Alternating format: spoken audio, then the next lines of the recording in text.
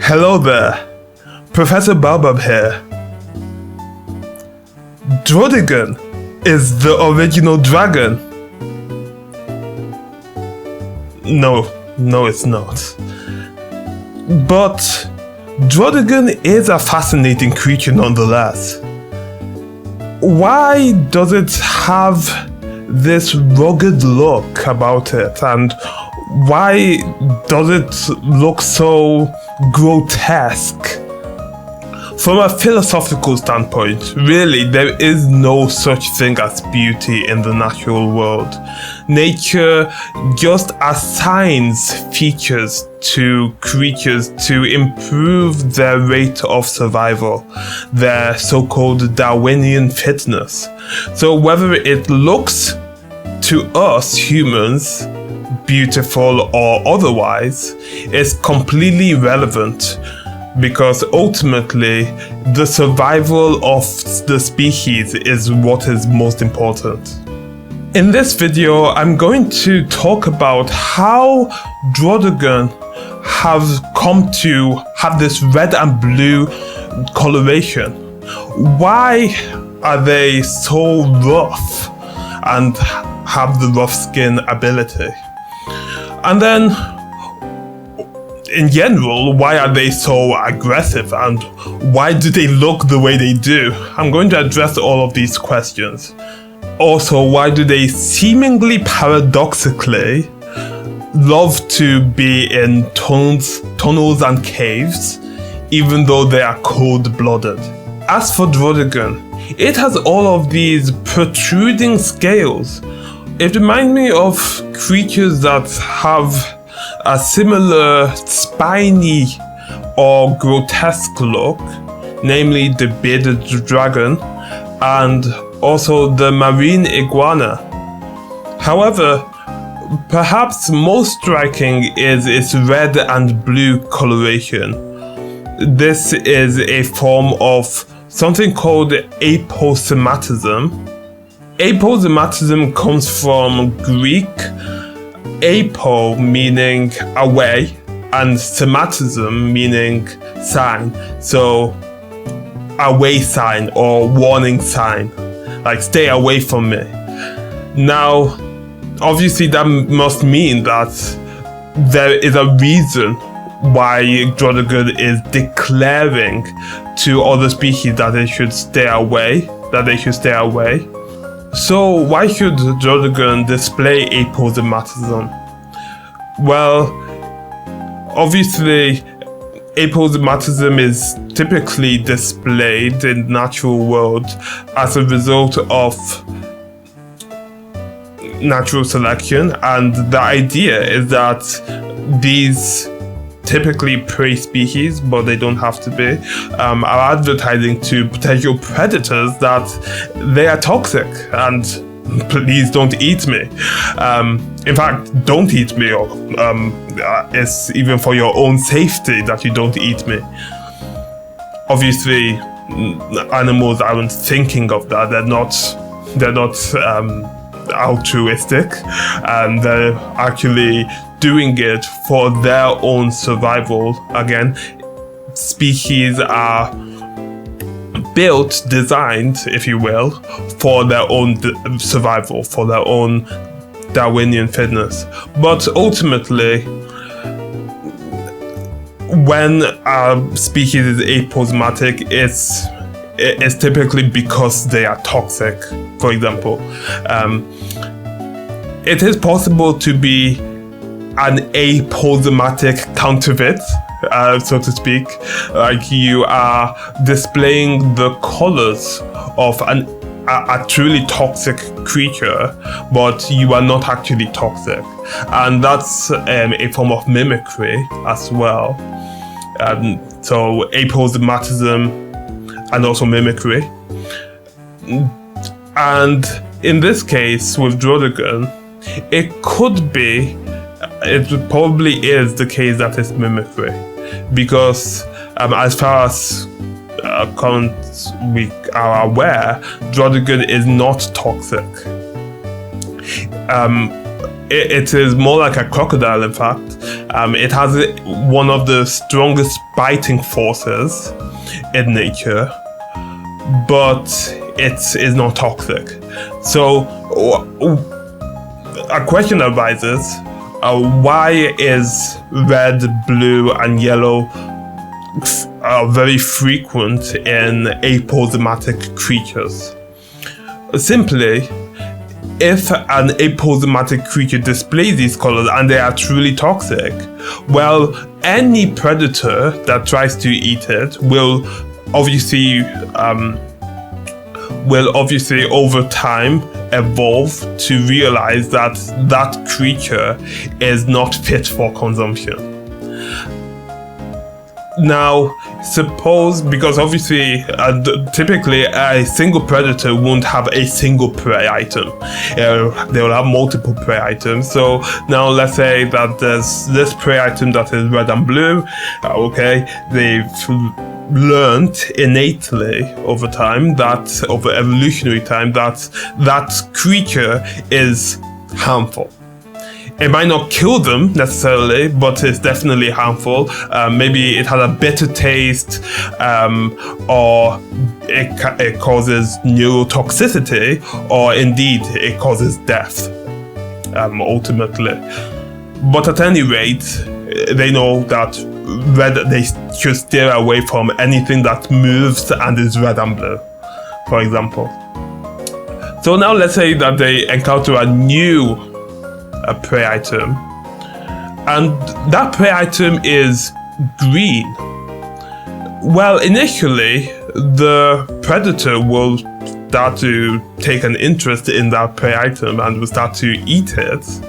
But suppose that that green creature was actually toxic. Well, it's a lose-lose situation in that case, because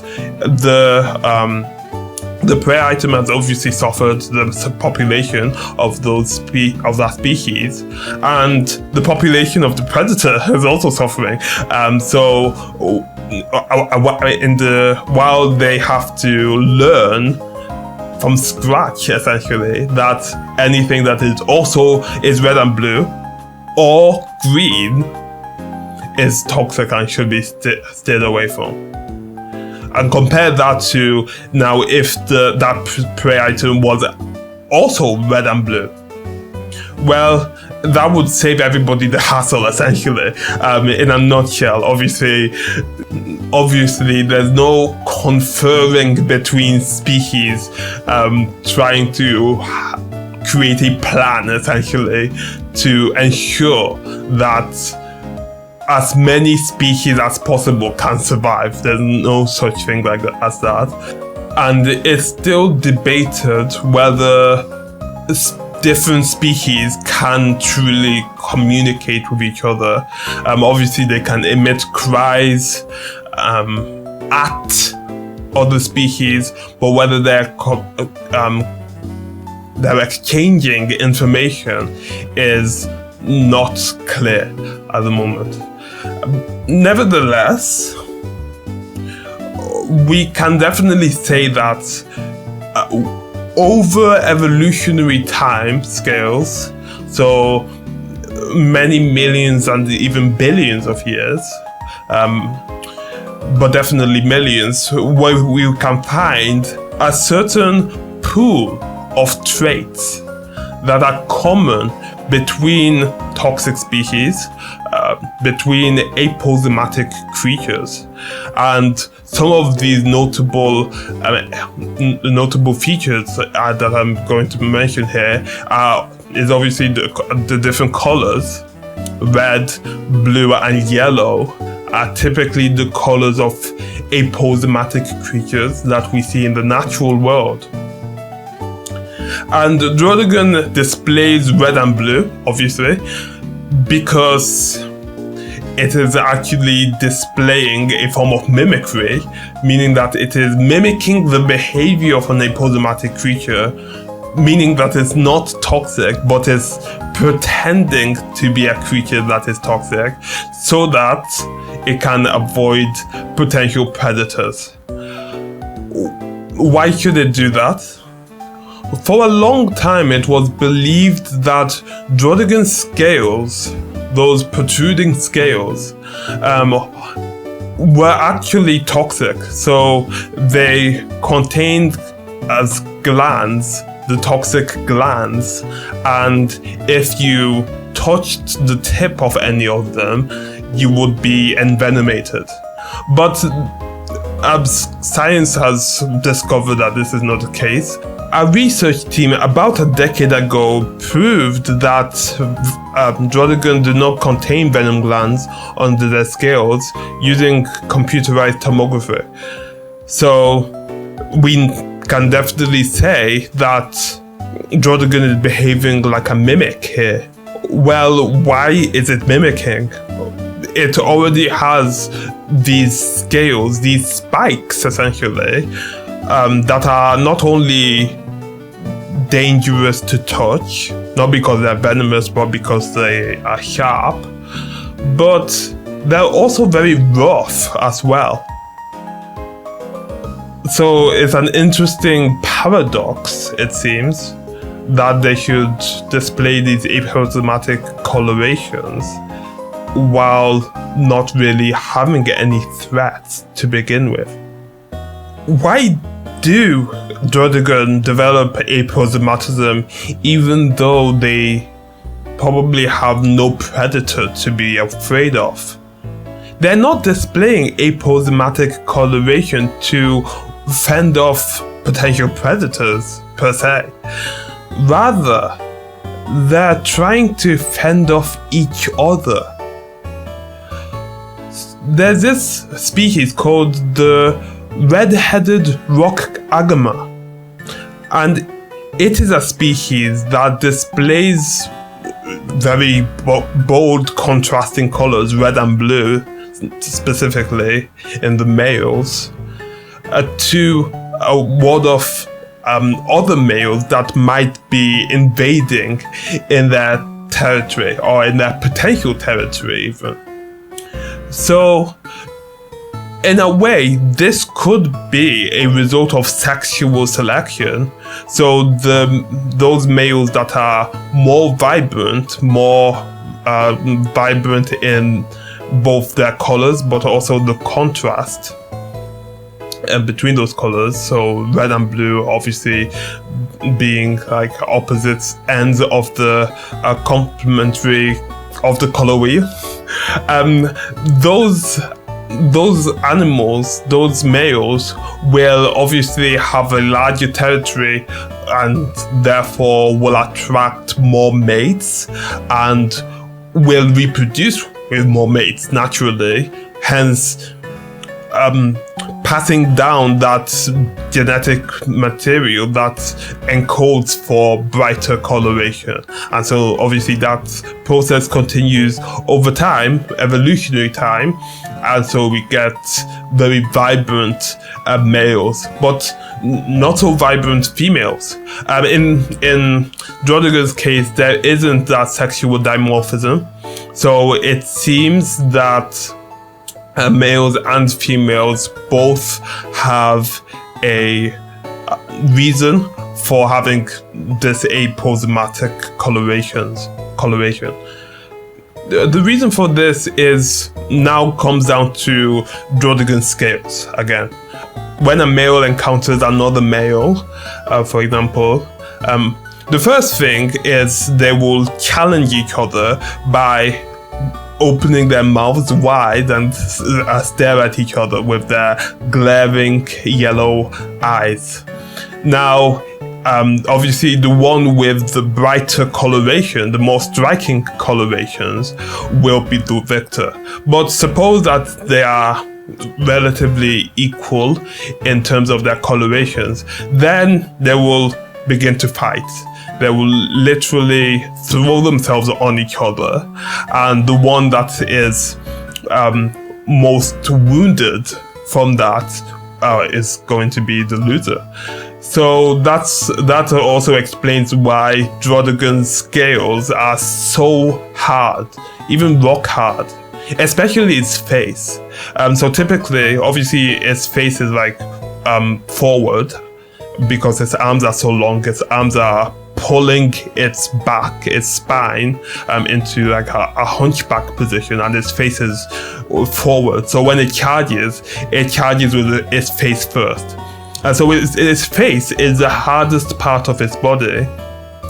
And scientists are actually trying to work out if the redness, the red pigment in its face, if you will, actually helps to promote the hardness of its face, namely. But obviously there are red parts found across its body in the forms of spikes, and so those could also be hardened by the red pigment.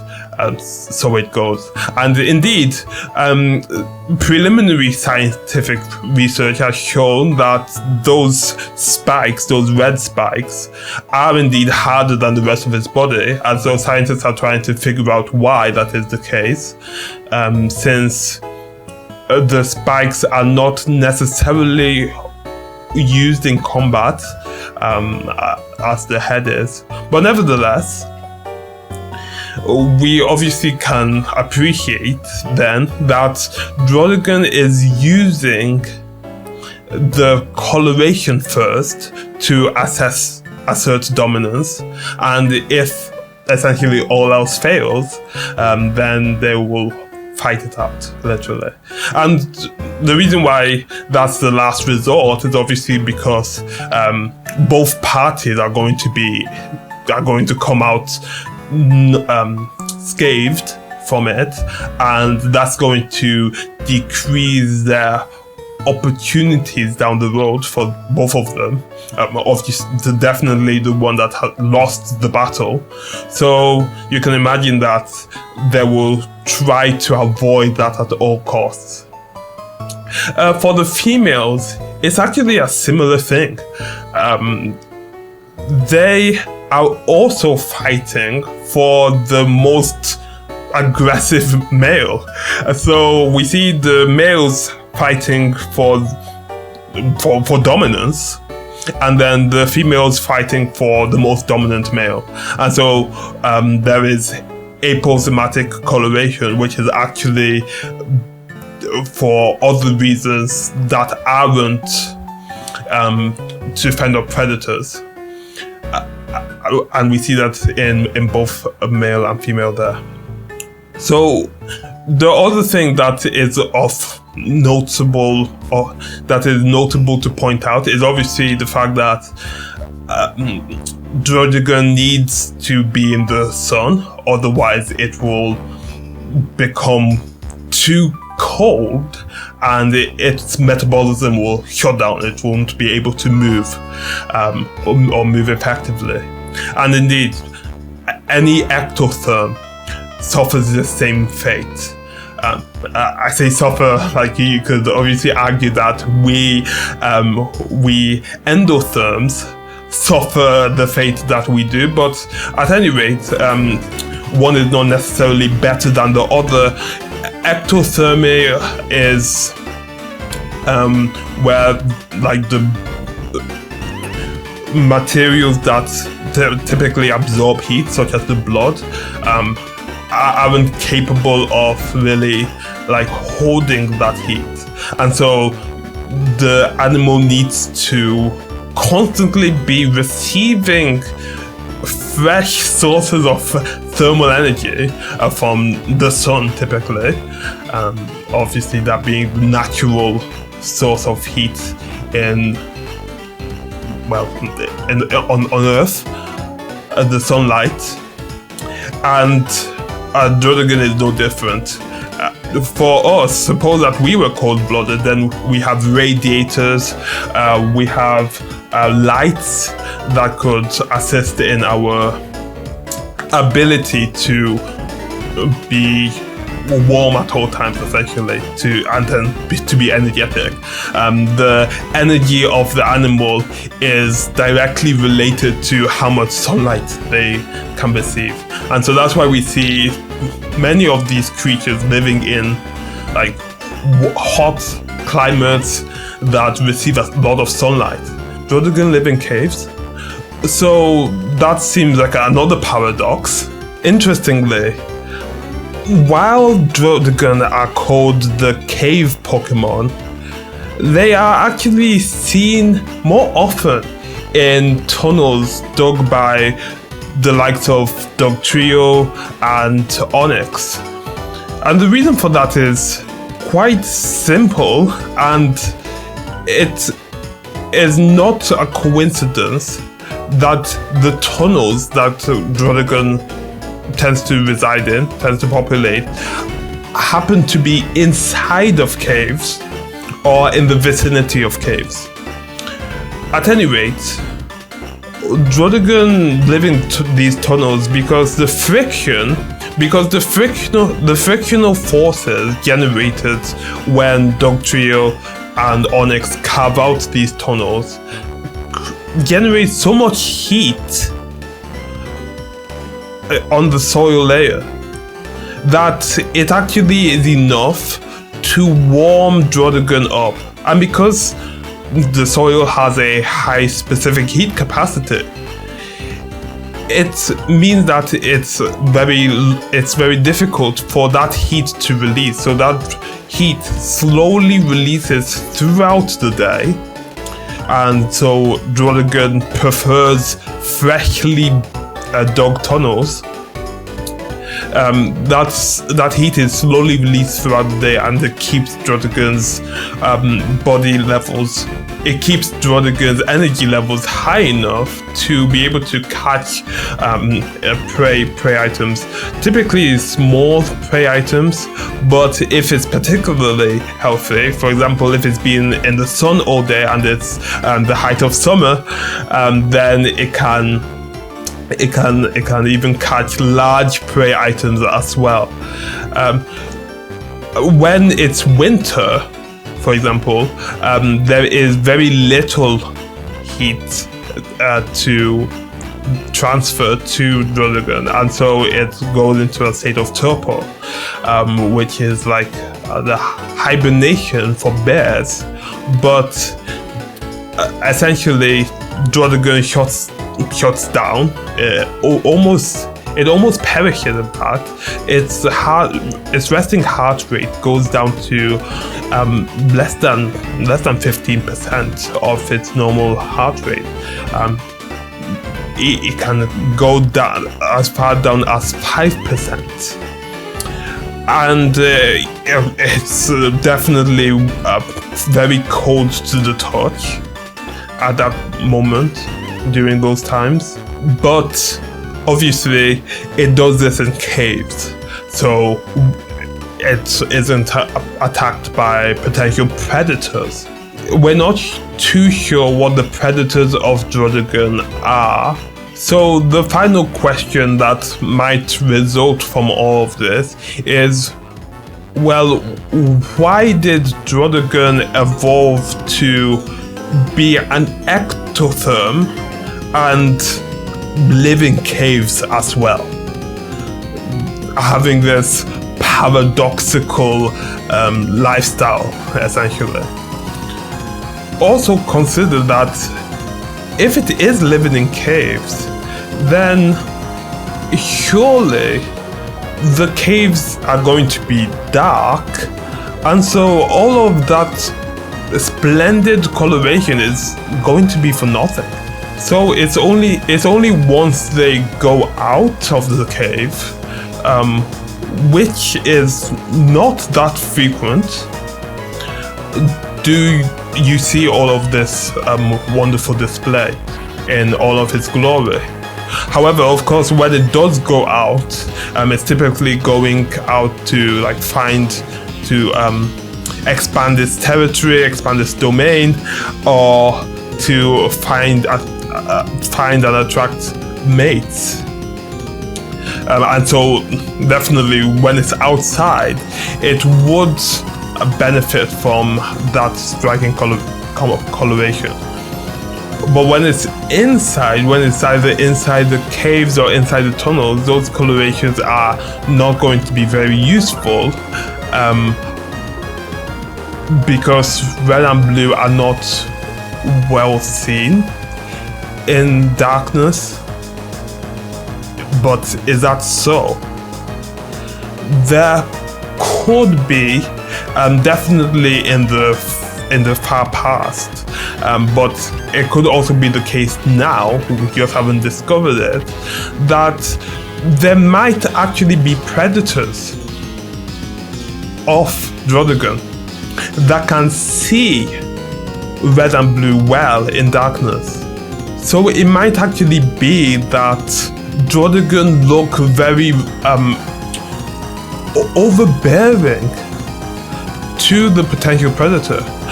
And what this suggests then is that rather than being merely an adaptation towards like aggression and towards like proving worthiness, those aposematic colorings might be what is known as an exaptation. An exaptation towards what aposematism was intended for initially, which is to fend off predators. So it's not too clear which came first, whether they developed the red and blue coloration to fend off the predators, and then they found that like they would be better off in their fitness because of it. But most people actually believe that it was sexual selection that drove the males to become more red and blue, and yeah, the females are less. That the contrast in the female is a bit less, but we don't. It's not significant. Druddigon love to be in caves and tunnels. The reason they love to be in tunnels is because of the warmth of the soil, and also because their prey is found there easily. Although their prey is found above ground as well, just it's more easy to catch that prey. In fact, they actually have been shown to prey on Diglett and dog trio as well. So they are not just they are what are known as kleptothermic. So they share the habitation of other species, so that they can essentially steal, klepto steal, that heat energy. Actually, to some extent, we do this sometimes, especially in cold environments, in cold climes. We would huddle, and so we're essentially stealing that heat energy from other people, although we wouldn't really call it stealing. The heat energy is going to be lost to the surroundings otherwise anyway, so it's not really anything offensive to anybody. Nobody's extracting that heat energy for fuel. Maybe in the future, but anyway, enough of that. Druddigon are kleptothermic, so they're essentially having a symbiotic relationship with these species. Dog trio being a keynote species. Because of the tunnels they can form, it's not only helping just the Pokemon species, but it's even helping the fertility of the soil. And so really, Druddigon is finding value in the dog trio. But yeah, it does find dog trio a prey item.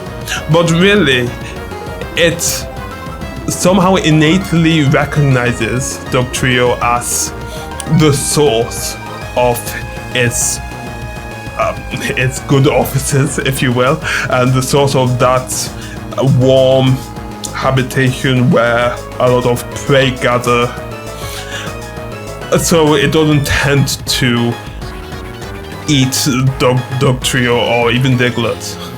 The Druddigon obviously has some resemblance to the bearded dragon and to the red-headed Rockagama. It's obviously quite unique in that it's like so tall, so large, so massive, and in a way that's a good thing, because being so large means that its surface area to volume ratio is low, so it actually decreases the rate at which it loses energy from, like, for example, its blood, and just its body in general, because its surface area to volume ratio is so low.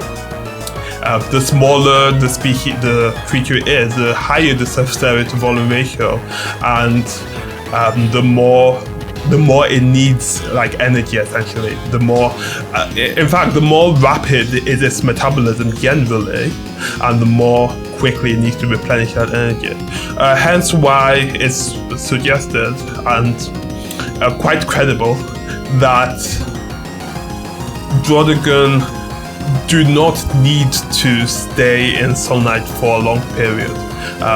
Typically, we see Druddigon basking for only a few hours a day.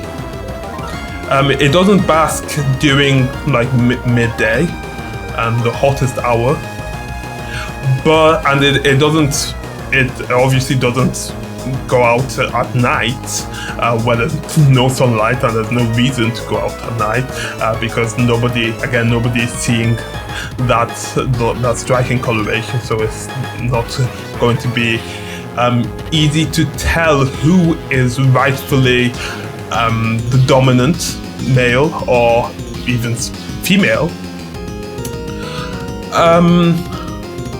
However, Druddigon are sometimes spotted at night, and it's been purported when field researchers, like, track these Druddigon that are moving around at night.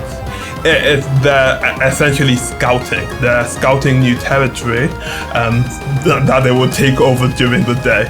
So the Druddigon are quite intelligent, actually.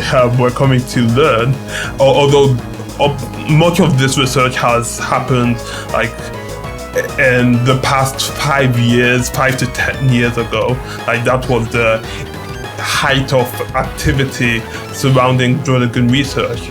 The reason why I'm reporting it now is because I feel like Druddigon is kind of like an abandoned Pokemon. I always hear people calling it like an ugly Pokemon, mistreating Druddigon, essentially. Thankfully, Druddigon populations are at a stable level. But yeah, I just wanted to promote the Druddigon, because maybe I'm biased, but I actually have no bias towards Pokemon, towards species in general, and I think that they all have their own beauty. Beauty obviously being in the eye of the beholder, but again, nature doesn't. There is no trait of beauty in nature. Even creatures that seem beautiful and seem to be sexually selected to be beautiful, like certain birds of paradise or other birds, like a peacock, for example. I mean, again, beauty is in the eye of the beholder, so it's not really that they are beautiful, but they are attractive to the other female, so to the mate. So it could be beautiful, or it could be like something. It could be a sound that the creature makes. So anyway, it's just a tangent there to show that. I will definitely be targeting some of these underappreciated Pokemon, but let me know your thoughts in the comments. Thank you so much for watching.